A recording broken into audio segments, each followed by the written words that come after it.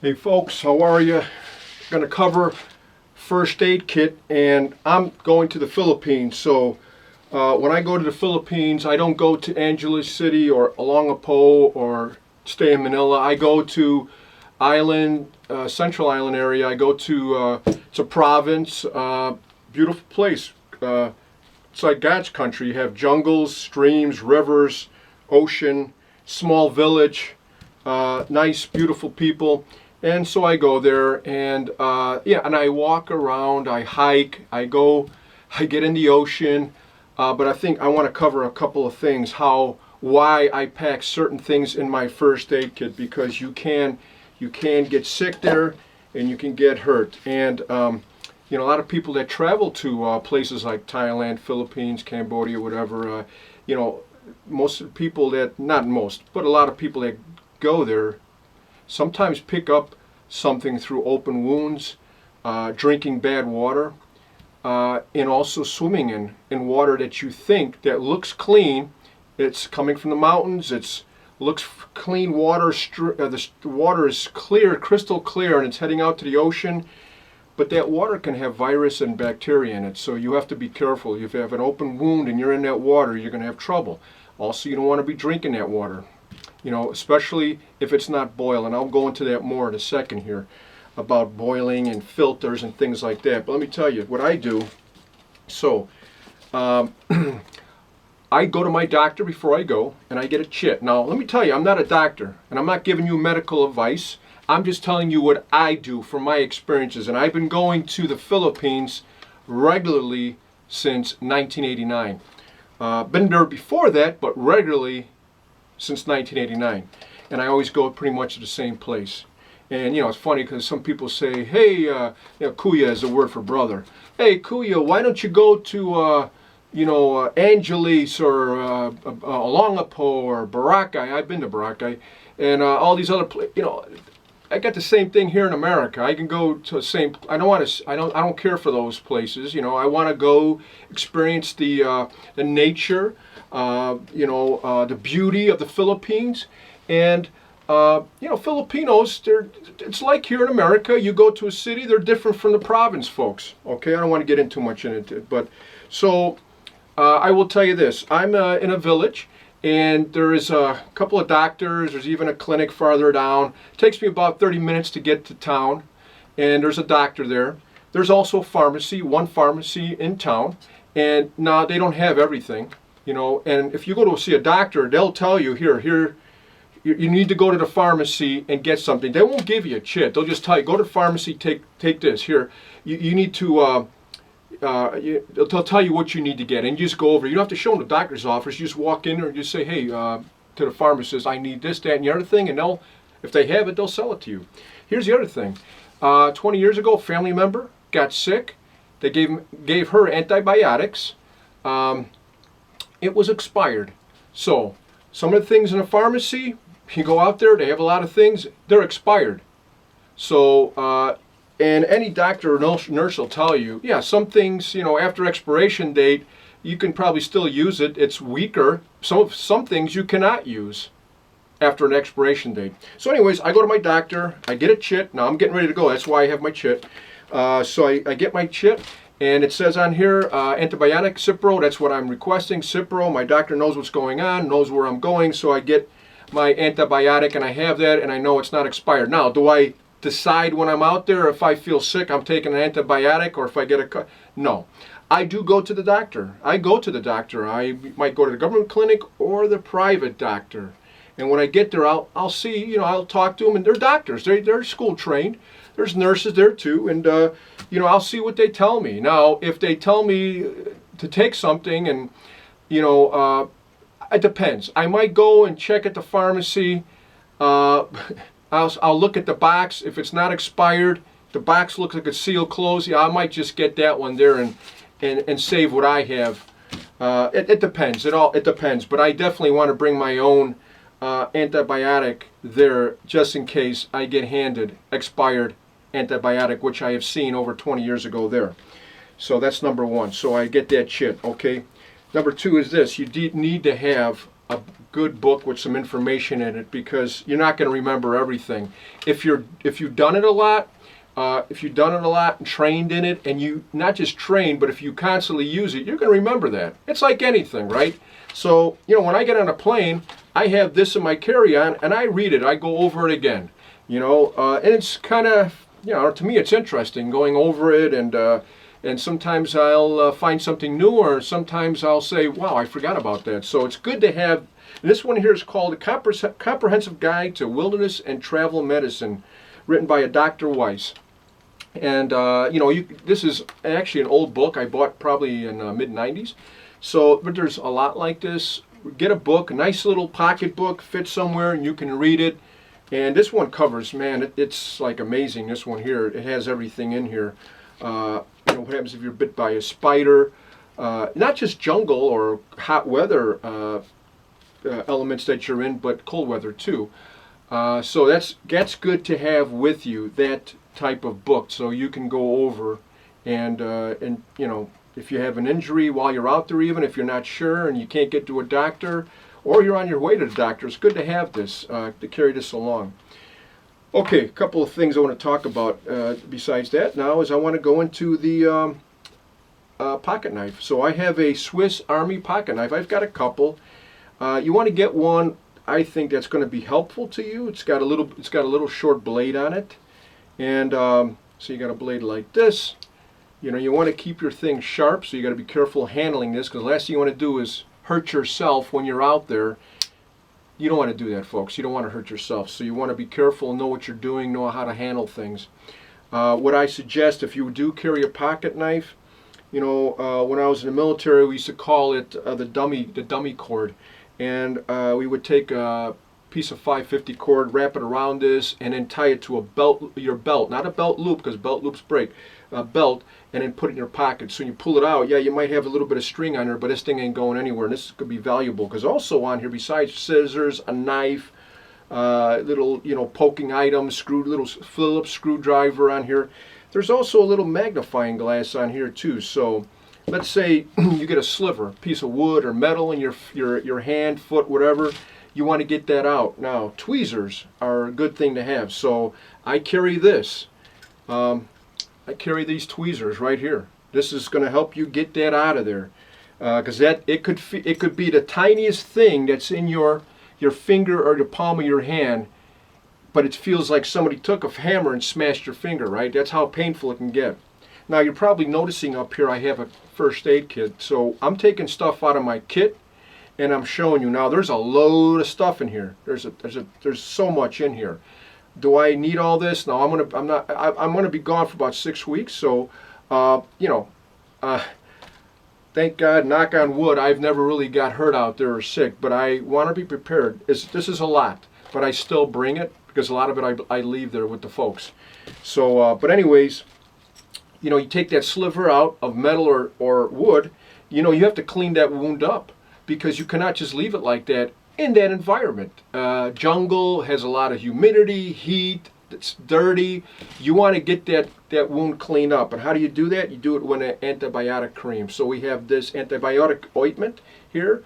You get that on there. So you definitely want to be bringing this here. So this is triple antibiotic ointment. There you go. I would look how small it is. It fits anywhere. You have that. And of course, after you do that, you want to cover it with a nice Band-Aid. So you get some Band-Aids.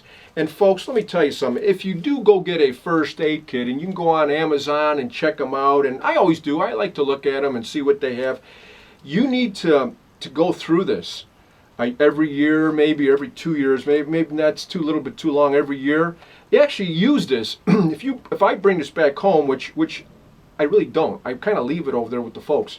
But if you have this at home and you got it sitting in your house or your car or whatever, you need to start checking the dates on this here, because I've talked to doctors and nurses, and I'm sure you have too. But if something's expired, it could be weaker after that date, or it's actually hazardous to you. So you want to check the dates, the expiration dates on everything in your kit.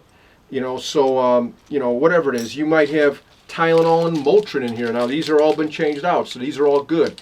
Motrin and Tylenol I have in there, but I check these. I check the dates and I make sure they're good. And since I'm holding this in my hand, yeah, Motrin, basically ibuprofen, Tylenol, pain reliever. So yeah, if I get hurt, I get sick, I have a headache, yeah, I've got something with me, you know. That's going into water now, because I'm going to talk about water, because you need to have water with this. But and that's another thing. How do you get a headache? Real easy, by being dehydrated. Now let's talk about water. Water is very important. We all know that. You can go days without food, but water, you need water. And I forgot what the percentage. Now this is why I have this book. Now, I don't know if that covers this in the book, but the reason I like to have this book is I forget a lot of stuff. I don't use this all the time. I was not a paramedic. I was not a medic. I was not a corpsman. So I like to go over this myself and review it. Especially when I'm on a plane heading over there, I like to have this with me. But water, let me tell you about water. I forgot the percentage your head is made up of water. And once you start dehydrating, you get the headache. You just can't start drinking water everywhere. Now, folks telling me, hey, don't you get one of those filters and use that? You can purify your water. Yeah, you sure can, but to a certain point. There's bacteria and viruses in that water. Up in those mountains, coming down from those mountains there. That's not going to clean your water, folks, completely. You're going to have some stuff in it that's going to be nasty and it's going to get you real sick.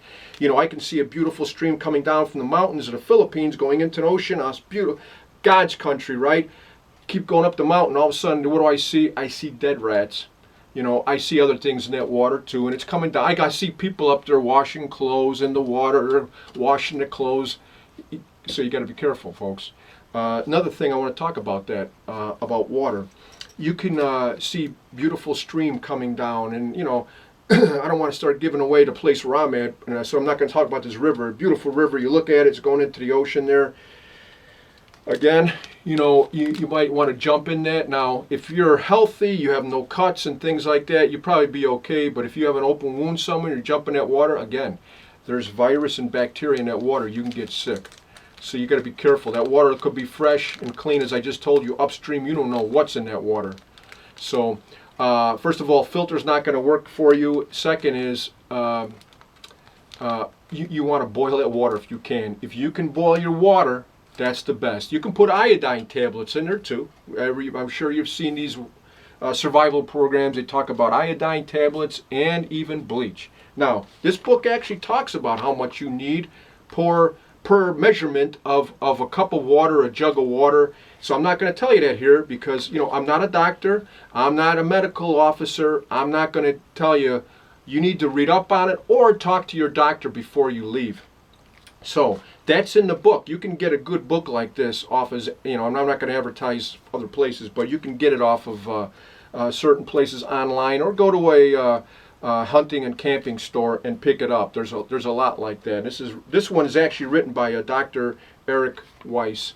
Very good book, and I highly recommend it. I've got a couple of medical and travel wilderness books. I like to read them. I find them very interesting, and sometimes I practice stuff when I'm out there. I practice here when I'm in the beautiful United States. I practice stuff in the woods here even. And it's fun. But back to the water. Be careful of the water. So you know, the filter machines, yeah, they might be fine for here, but they are not going to get out those virus and bacteria out of that water. The filters will not do that. Now, there is a place out in town where I'm going to. They have these huge jugs they sell. You've seen them here too, where the freshwater companies, they deliver, you put it in a pedestal and you get water out. Well, they have that there too. And, you know, when they first put this in our place about 10 years ago, I went in there and talked to the lady and the husband that owned it. And they went over to filter systems and stuff, and they have to change it every 30 days, their filters. Now, they have different filters. They're quite expensive. And that's why sometimes I wonder. Now, I've been using their water for a long time, and I've never gotten sick. And I will tell you this, that the first time I went to this place in the Philippines, which was back in the early 80s, I got sick off the water, and it was water from a pump. Right off in the our back of the house where our house was at, they had a water pump. I didn't learn till later that you need 42 feet of depth for that water to be clean. And when I found out later from a Catholic priest, Father Pio told me it only goes about 20 feet down. So I still had to boil that water, and that's why I was having issues, diarrhea and things like that. So water, very important there. There's water in the caves where I'm at, Central Island. There's water in those caves, a lot of water. But still, you got rats. They could be shitting everywhere. So you got to be careful with that water, folks. Another thing is that so water. I just can't speak enough about it. You got to be careful with the water while you're out there. They sell bottled water out in town, and I check to make sure it hasn't been opened, but who knows if somebody set that up too. So you got to be careful wherever you go, and you don't want to be paranoid. You're not going to enjoy yourself if you're afraid of everything. Just going to have to take a chances, and that's where this comes in, folks. That's where this comes in here.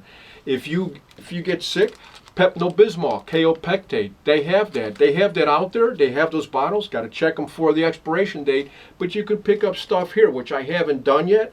There's two things I have missing from my kit that I haven't gone out and used it, because I did pass out my Pepto-Bismol tablets to someone before, and I never replenished that, so I've got to get that. So you want to have Pepto-Bismol, that pink stuff that comes in that, I actually kind of like the way that tastes. Now there's kaopectate, that white stuff, I don't like the way that tastes, but there's actually, I don't know if there's tablets for that, but, and once you open those bottles, you got to keep those cold. So the tablets are nice. You can pick those up at a pharmacy around here too. You want to have those handy, because even though you're safe, and like I said, you want to enjoy yourself. You can't be paranoid. Things are going to happen, but you want to be prepared in case you do get sick. So you want to have that available. So, okay, water. So very important, water. Let's say now, I did talk a little bit about the tweezers here. If you have, you get some sort of metal or wood, into your fingers, your foot, whatever. You get a little sliver in there, and it hurts. So once you get that cleaned out, you're going to need to put that ointment on there. So the ointment is so important, because again, the humidity, the heat. I'm gonna keep repeating some of this stuff because it's very important. Very important. The heat and humidity and the dirtiness, the filthiness, the jungle. Things are rotting there. So you get that in your body through open wounds, you're going to have issues. Okay. So we've got that now. Antiseptic alcohol wipes. Okay, so we've got the wipes. Got to clean that area, right? So we've got that. I've got that in this kit too. You break one of these open, you clean it out. Alcohol wipes. Get that out. That's what I call them. They're antiseptic towelettes, each one of them. So you want to have that available so you can clean the wound out.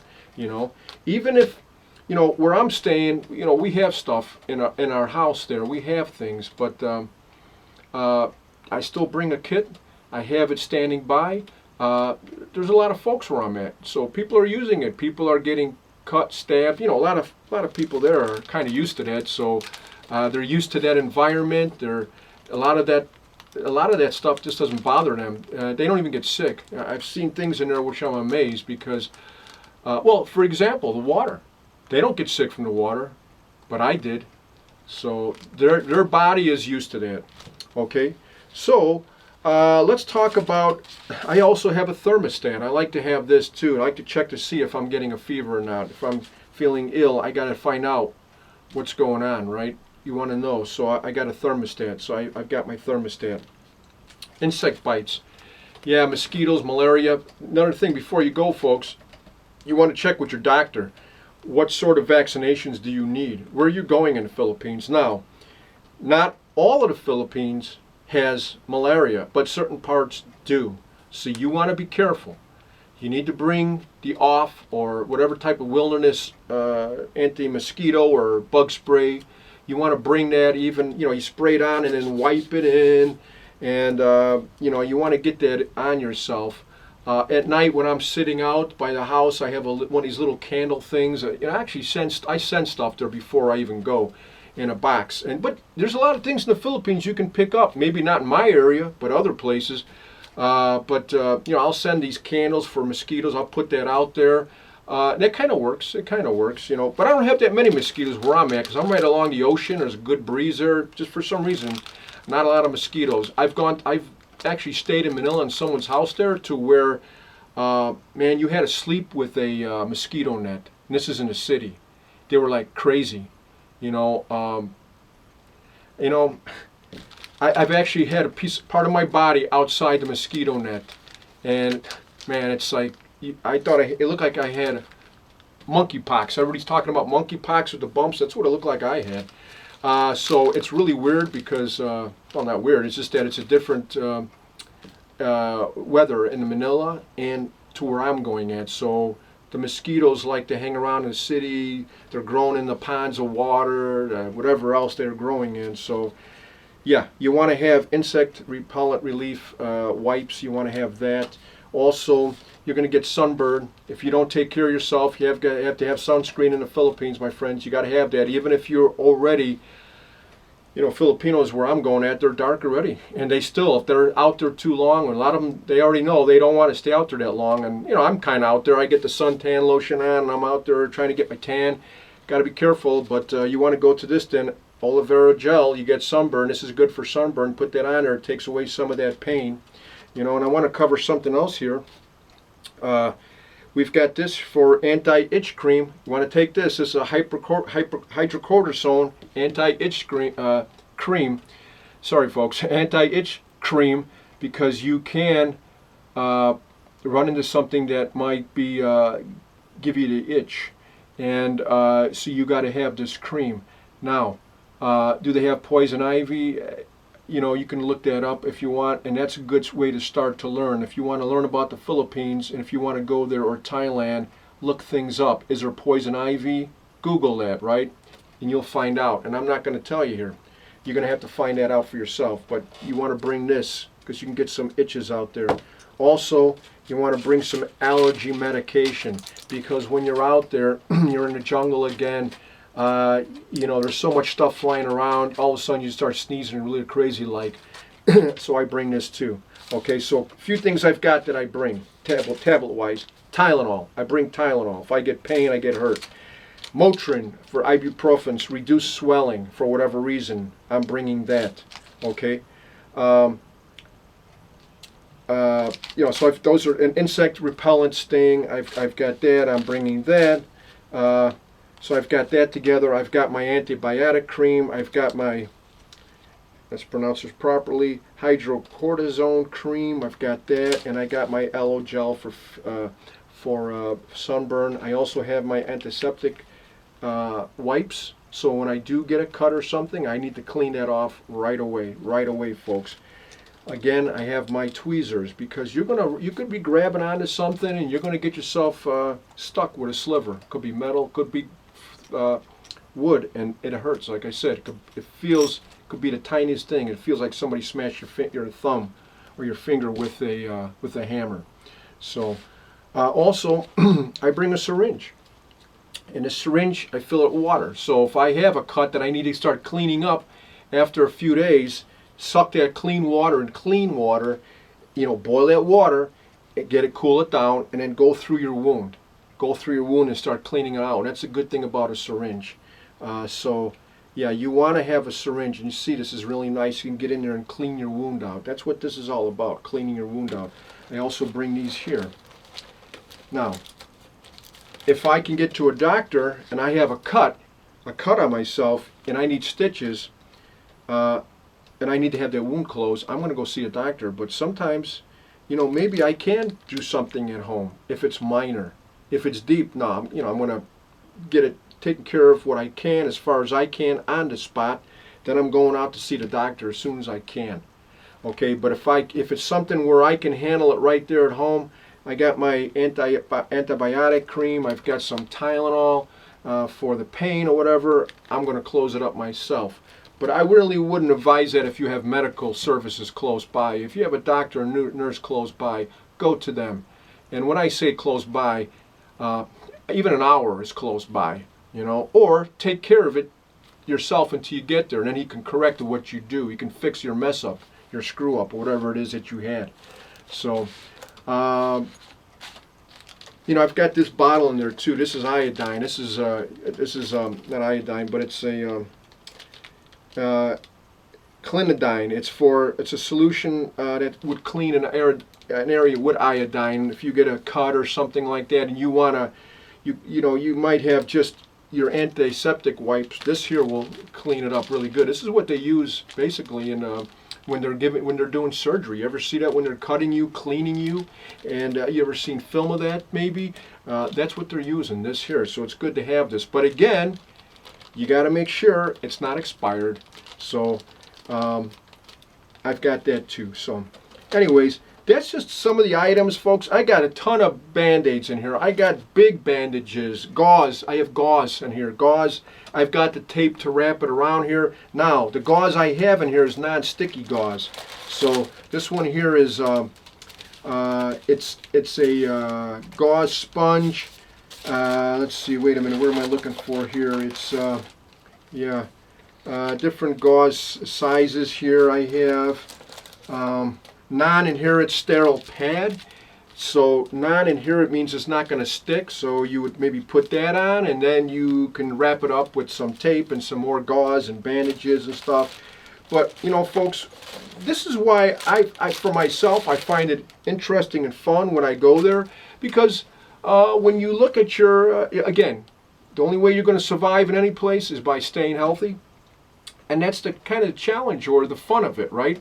I'm not saying I want to get hurt or anything like that, but you want to be knowledgeable on how to take care of yourself, right? So when you're out there, you can feel comfortable. You don't want to be paranoid. You're on vacation, but you got to be smart. And once you kind of know or learn of what you're doing, it'll click in your head right away. Well, here's water. Hey man, I've got a cut on the bottom of my foot. That looks fine. All my buddies are jumping into the water. Well, guess what? You know what? I don't think I'm going in there.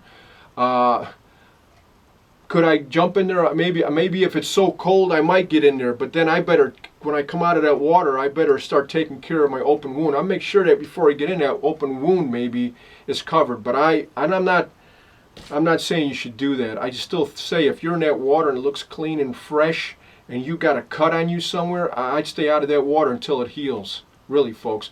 One more part.